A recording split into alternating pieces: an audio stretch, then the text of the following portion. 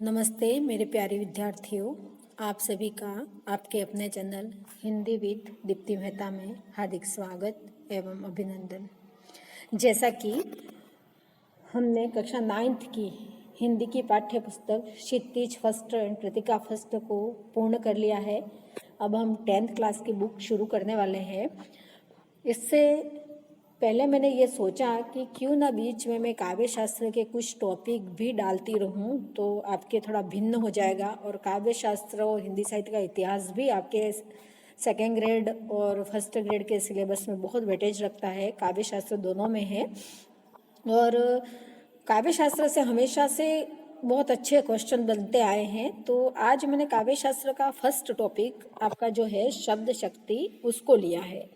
शब्द शक्ति से हमेशा से first grade and second grade दोनों में दो दो क्वेश्चन तो बनते ही हैं और दोनों क्वेश्चन हिंदी में जैसे अपन सामान्य शब्द शक्ति पढ़ते हैं उससे कुछ भिन्न यहाँ पे क्वेश्चन बनते हैं। यहाँ पे दोहे या कविता की आपको कुछ पंक्तियाँ दे दी जाती है और उसमें से फिर पूछ लिया जाता है कि शब्द शक्ति इसमें कौन सी है, या फिर शब्द शक्ति की पहचान जो होती है उसके 4 वाक्य दे दिए जाते हैं कि निम्न वाक्यों में से शब्द लक्षण शब्द शक्ति की पहचान नहीं है या व्यंजना शब्द शक्ति की पहचान नहीं है, तो आपको इसका डीपली ज्ञान होना चाहिए। तो उसको देखते हुए चलिए आज मैंने उसी अनुसार जैसे आपके एग्जाम में प्रश्न पूछे जाते हैं उसी के अनुसार यहाँ मैटर तैयार किया है और उसी के अनुसार मैं आपको यहाँ पढ़ाऊंगी। तो आइए हम शुरुआत करते हैं। सबसे पहले हमारी शब्द शक्ति का। शब्द आप सभी परिचित हैं शब्द से। शब्द कहते किसे हैं? तो वर्णों के सार्थक समूह को शब्द कहते हैं। अब वर्णों का सार्थक समूह होता क्या है? तो जैसे मैं कुछ भी लिख दूँ अ, ट, ल, ये तो हो गया अटल, तो सार्थक शब्द हो गया जिसका अर्थ निकल रहा है। पर मैं कुछ और लिख लूँ आ, है ना, देखिए यहाँ आ प्लस अ, अब ये कोई शब्द नहीं बना। तो जहाँ सार्थक शब्द बनता है जिसका अर्थ निकलता है उसे हम कहते हैं शब्द। और शब्द शक्ति मतलब शब्द का चमत्कार। शब्द जो है किसी वाक्य में जुड़ जाता है तो जरूरी नहीं है कि एक ही शब्द अगर अलग अलग वाक्यों में जुड़ते हैं तो वो एक ही अर्थ की प्रतीति दे। हो सकता है वह उसमें चमत्कार पैदा करे और कोई अन्य अर्थ भी पैदा हो सकता है। इसलिए चलिए हम जानते हैं वर्णों के सार्थक समूह को शब्द कहते हैं। आप सभी को पता है शब्द में अंतर्निहित अर्थ को प्रकट करने वाले व्यापार मतलब व्यापार को कहते हैं कार्य।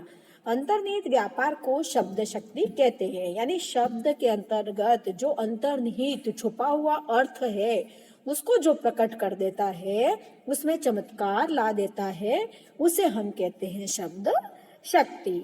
शब्द शक्ति क्या होती है परिभाषा आपको कोई नहीं पूछेगा, पर अपने को ध्यान रखने लायक बातें हैं। अब अपन देखते हैं शब्द एवं अर्थ के अनुसार शब्द शक्ति 3 प्रकार की होती है। उसके पहले मैं आपको बताना चाहूंगी कि शब्द में कैसे चमत्कार पैदा होता है। आप यहाँ पे 3 वाक्य देख लीजिएगा। मैं आपको 3 वाक्य लिख के बता रही हूँ, देखना आप 3 वाक्य। पहला वाक्य मैं लिख रही हूँ कि गधा घास चर रहा है। गधा घास चर रहा है। दूसरा लिख रही हूं मेरा मित्र गधा है। ठीक है। और तीसरा वाक्य लिख रही हूं इस देश में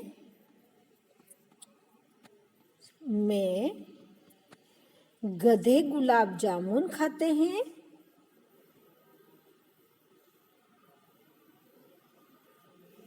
जामुन खाते हैं, पूरा यहाँ नहीं लिख पाऊंगी, सुन लेना। और घोड़े घास चर रहे। ठीक है। अब तीनों वाक्यों में एक शब्द आपको प्रतीत दिखाई देगा, गधा, गधा और गधा। यहाँ देखो अब शब्द का चमत्कार कैसे है मैं आपको समझाती हूँ। यहाँ गधा घास चर रहा है। गधा एक जानवर है और वह घास को चर रहा है, खा रहा है।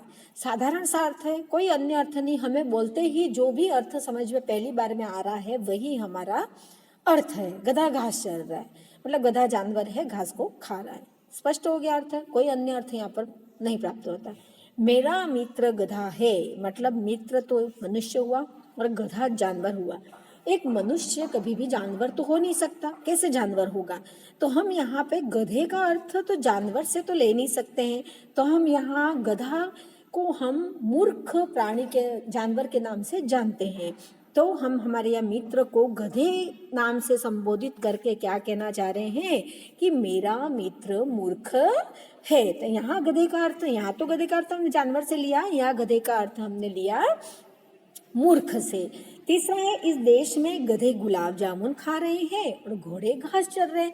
मतलब देश में अयोग्य व्यक्ति है वह तो अच्छे पद को प्राप्त कर रहा है और जो योग्य व्यक्ति है वह लाभ को नहीं पा रहा है, यानी देश की दुर्दशा को। यानी हम यहाँ न तो गधे से हमको मतलब है, न घोड़े से मतलब है, न गुलाब जामुन से मतलब है, हमें कोई तीसरा ही अर्थ मिल रहा है कि हमारे देश में दूरदर्शिता यहाँ पे दर्शाई, हमारे देश में अयोग्यता यहाँ दर्शाई गई है कि हमारे देश में किस तरह का वातावरण फैल चुका है कि किस तरह योग्य व्यक्ति राज कर रहे हैं और योग्य व्यक्ति भूखे मर रहे हैं, इसको यहाँ दर्शाया गया है।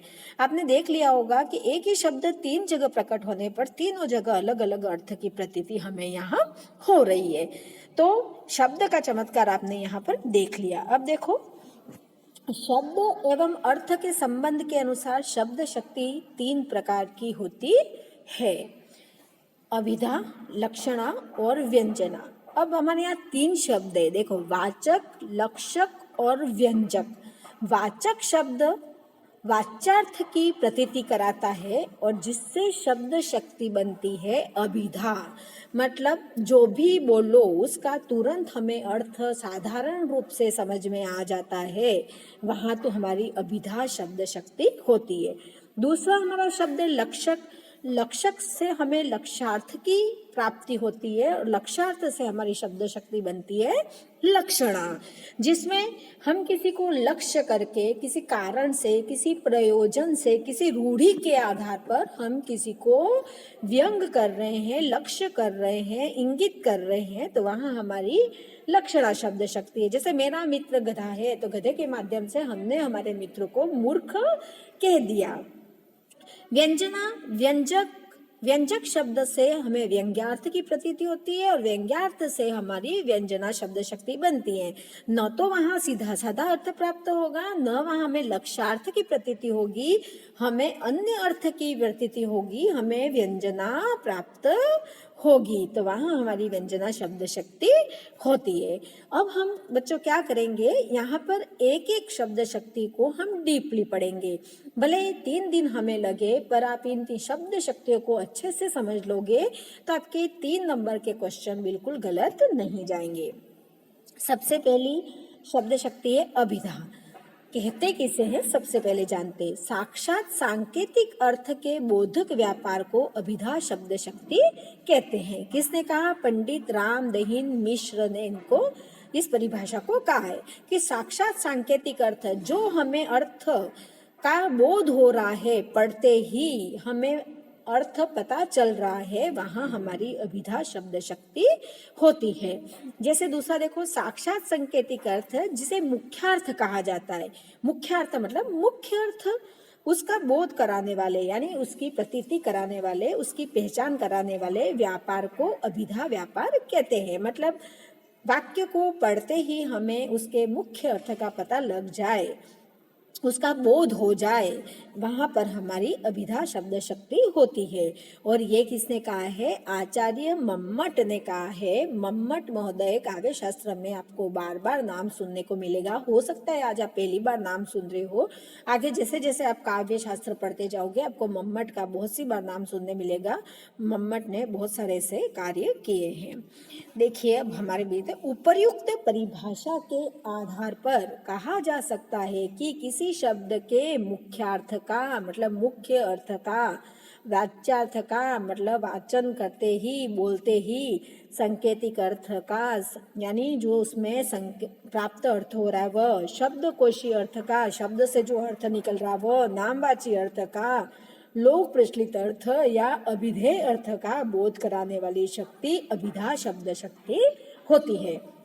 बच्चों, आपको ये बिल्कुल याद रखना है कि अभिधा शब्द शक्ति से हमें किसका पता चलता है, तो मुख्यार्थ का, वाच्यार्थ का, संकेतिक अर्थ का, शब्दकोशीय अर्थ का, नामवाची अर्थ का, लोक प्रचलित अर्थ का, अभिधेय अर्थ का। जहाँ पर हमें बोध हो जाता है वहाँ हमारी अभिधा शब्द शक्ति होती है। ठीक है। अब हमारे एग्जाम में आज तक अभिधा शब्द शक्ति का प्रश्न बना नहीं है। हमेशा फर्स्ट ग्रेड सेकंड ग्रेड में दोनों बार लक्षणा शब्द शक्ति का क्वेश्चन बना है या फिर हमारी व्यंजना शब्द शक्ति का क्वेश्चन बनता है अर्थी व्यंजना या शब्दी व्यंजना से। हो सकता है इस बार कुछ अलग करे तो पूछ सकता है कि निम्न में से अभिधा की पहचान नहीं है। पूछ लिया कि अभिधा में मुख्यार्थ की प्राप्ति होती है, वाच्यार्थ की प्राप्ति होती है, अभिधा में शब्दकोशीय अर्थ की प्राप्ति होती है, और एक दिया अभिधा से हमें लक्ष्यार्थ की प्राप्ति होती है। इस तरह से 4 वाक्य उसने बना दिए। तो आपको ध्यान होना चाहिए कि अभिधा से हमें लक्ष्यार्थ की प्राप्ति नहीं होती है, अभिधा से हमें लक्ष्यार्थ की प्राप्ति तो लक्षणा शब्द शक्ति में होगी। तो इस तरह से आपको ये जो लाइनें हैं वो बिल्कुल दिमाग में फिट बिठा देनी है। प्रश्न बन सकता यहाँ से है, बाकी अभिधा से प्रश्न बनने की संभावना बहुत कम होती है। आगे देखिए, भट्टनायक व देव अभिधा को विशेष महत्व देते हैं। भट्टनायक आपके रस निष्पत्ति में आप नाम सुनोगे भट्टनायक का, और देव, इन्होंने दोनों ने अभिधा को विशेष महत्व दिया है। देव ने तो कहा है कि अभिधा उत्तम काव्य है, अभिधा ये सबसे उत्तम काव्य है जिससे हमें सरलार्थ की प्राप्ति होती है, आसानी से हमें मुख्य अर्थ प्राप्त हो जाता है। अब हम यहाँ पर ऐसे पूछा जा सकता है कि अभिधा को विशेष महत्व किसने दिया है, और देव का नाम ना दे, भट्टनायक, शंकुक नाम दे दे, आपको अभिनव गुप्त नाम दे दे, भट्ट लोलट नाम दे दे, तो आपको ध्यान होना चाहिए कि अभिधा को विशेष महत्व भट्टनायक ने दे दिया है। या आपको पूछ ले कि देव ने दिया है, आपको घनानंद ने दिया है ना, रसलीन ने दिया है, या सेनापति ने दिया है, इस तरह से भी पूछा जा सकता है। तो आपको ये ध्यान में रखना है कि भट्टनायक व देव अभिधा को विशेष महत्व देते हैं, इसलिए देव कहते हैं कि अभिधा उत्तम काव्य है। मध्य लक्षणाहीन ऐसे करके पूरा एक दोहा है, जब आगे अपन पढ़ेंगे तब मैं इसके बारे में विस्तृत बताऊंगी, यहाँ आपको इतना ही जानना है। तो अब देखिए, हम उदाहरण यहाँ पे देख लेते हैं अभिधा के। शेर जंगल में रहता है, यहाँ पर शेर क्या है, एक जानवर है और वो जंगल में रहता है। साधारण सा अर्थ हमें पढ़ते ही पता चल गया कि शेर हमारा जंगल में रहता है। विजय एक नटखट लड़का है, मतलब विजय मस्तीखोर लड़का है, बदमाश लड़का है, अर्थ पढ़ते ही पता चल गया। गाय दूध देती है, मतलब गाय हमारी माता है और वो दूध देती है, पढ़ते ही पता चल गया। गधा घास चल रहा है, मैंने आपको समझा ही दिया, गधा है, घास को खा रहा है। उसके हार के मोती कीमती है, उसके हार के मोती कीमती है, यानी उसने जो गले में हार पहना है, इसके बाद जो हार है उसके अंदर जो मोती पिरोए हुए हैं वो बहुत कीमती है। अब इसमें हमें अन्य दिमाग लगाने की या हमें अन्य अर्थ समझने की जरूरत ही नहीं है। तो हमें यहाँ से प्रत्येक वाक्य को पढ़ते ही हमें मुख्य अर्थ की प्रतीति हो जाती है। जो शब्दकोशीय अर्थ है, जैसे शेर है तो शेर, जंगल तो जंगल, हमें शब्दकोशीय अर्थ की प्रतीति हो जाती है। इसके बाद हमने सांकेतिक अर्थ की प्रतीति हो जाती है। हमने यहाँ पे पढ़ा था ना ये सारी चीजें। वाच्यार्थ की तो पढ़ते ही शेर जंगल में रहता है तो उसका नामवाची अर्थ, शेर तो शेर ही है, जंगल तो जंगल है। यहाँ शेर का जैसे मेरा मित्र गधा है तो गधा या मूर्ख से अर्थ लिया जा रहा है, अपन यहाँ शेर पढ़ रहे तो शेर से अर्थ लिया जा रहा है, विजय पढ़ रहे तो विजय से अर्थ लिया जा रहा है, गाय पढ़ रहे तो गाय से ही अर्थ लिया जा रहा है। यानी नामवाची अर्थ हमें लोक प्रचलित अर्थ जो प्रचलित आ रहा है, शेर को जैसे जंगल में रहने वाला जानवर कहते हैं तो वही बस लोक प्रचलित अर्थ, अभिधेय अर्थ जो निकल रहा है उसी का अर्थ की हमें प्रतीति होती है। इसलिए ऐसे जो साधारण वाक्य होते हैं जिसको हमें पढ़ते ही अर्थ की प्रतीति हो जाती है, वहाँ पर हमारी अभिधा शब्द शक्ति होती है।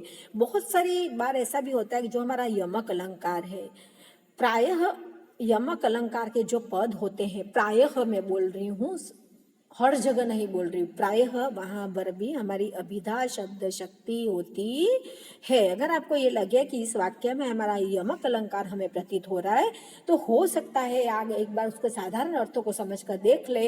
और साधारण अर्थ अगर आप जैसे कनक कनक ते सो गुनी मादकता अधिका, या खाए बोरा है वा पाए बोरा है वाला जो है, तो उसमें भी हमारी अभिधा शब्द शक्ति है। तो आपको ये ध्यान रखना है कि प्रायः बोल रही हूँ मैं, आप फिर ये ठान के मत बैठ जाना कि प्रत्येक यमक अलंकार अलंकार में है ना वो अभिधा शब्द शक्ति होती है, प्रत्येक अलंकार में नहीं होती है। प्रायः प्रायः यमक अलंकार में अभिधा शब्द शक्ति होती है और कुछ उत्प्रेक्षा अलंकार के उदाहरणों में भी अभिधा शब्द शक्ति होती है। अब मैंने आपको अभिधा की पहचान बता दी है, तो आप इनसे संबंधित अगर उदाहरण आ भी जाते हैं, जैसे यमक से संबंधित या उत्प्रेक्षा से संबंधित, तो आप उन उदाहरणों को अगर आसानी से उन दोहों को पढ़कर और आपको आधा आसानी से अर्थ समझ में आ जाता है, कोई अन्य अर्थ प्रतीत होता ही नहीं है, तो आप उसको आसानी से वहां पर अभिधा शब्द शक्ति कर सकते हैं। तो बच्चों यहाँ पर अभिधा शब्द शक्ति समाप्त होती है, आपको अच्छे से समझ में आई होगी ऐसा मेरा मानना है। आगे हमारी लक्षणा शब्द शक्ति है और उसके बाद हमारी व्यंजना शब्द शक्ति है। एक ही वीडियो में मैं आपको इतना सारा कराऊंगी तो आपकी वीडियो बहुत ही लंबी हो जाएगी और आपको समझने में भी दुविधा होगी, इसलिए मैं आपको कल लक्षणा शब्द शक्ति पढ़ाऊंगी, क्योंकि लक्षणा शब्द शक्ति और व्यंजना शब्द शक्ति बहुत ही महत्व रखते हैं।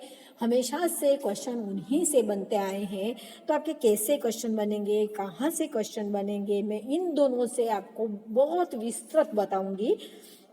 इसलिए एक साथ पढ़ाऊंगी तो बहुत लंबा वीडियो होगा और आपको एक एक शब्द शक्ति को 2 शब्द शक्ति मिक्स कर दूंगी तो आपको समझने में भी दुविधा होगी। इसलिए आज सिर्फ अभिधा, कल अपन लक्षणा को और अच्छे से समझेंगे और परसों हम व्यंजना को और अच्छे से समझेंगे।